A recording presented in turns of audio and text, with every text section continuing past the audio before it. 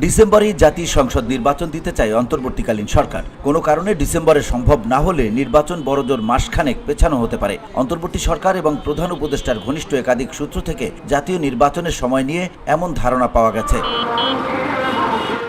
এই সূত্রগুলো বলছে আগামী ডিসেম্বরেই জাতীয় সংসদ নির্বাচন, এটা মোটামুটি নিশ্চিত। তবে কোনো পরিস্থিতিগত কারণে ডিসেম্বরে সম্ভব না হলে আগামী বছরের জানুয়ারির মধ্যে ভোট হবে বলে মনে করছেন সরকার সংশ্লিষ্ট অনেকেই। কারণ আগামী বছরের ফেব্রুয়ারিতে পবিত্র রমজান শুরু হবে।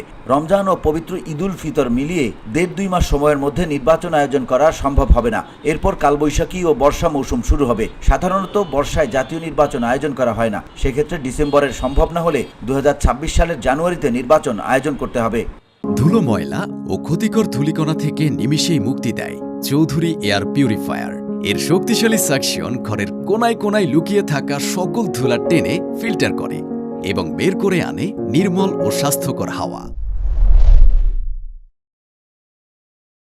অবশ্য অন্তর্বর্তী সরকারের নৌপরিবহন এবং শ্রম ও কর্মসংস্থান মন্ত্রণালয়ের উপদেষ্টা এম সাখাওয়াত হোসেন ইংরেজি দৈনিক দ্য ডেইলি স্টারকে এক সাক্ষাৎকারে বলেছেন, অক্টোবরের দিকে নির্বাচনের তফসিল ঘোষণা হতে পারে। গেল বৃহস্পতিবার প্রকাশিত এই সাক্ষাৎকারে তিনি বলেছেন, আমি যদি খুব ভুল না করে থাকি তাহলে অক্টোবরের দিকে তফসিল ঘোষণা, ডিসেম্বরে নির্বাচন এবং জানুয়ারির মধ্যে নতুন সরকার গঠন হতে পারে এমন সংকেত পাচ্ছি। VOD Bangla news desk.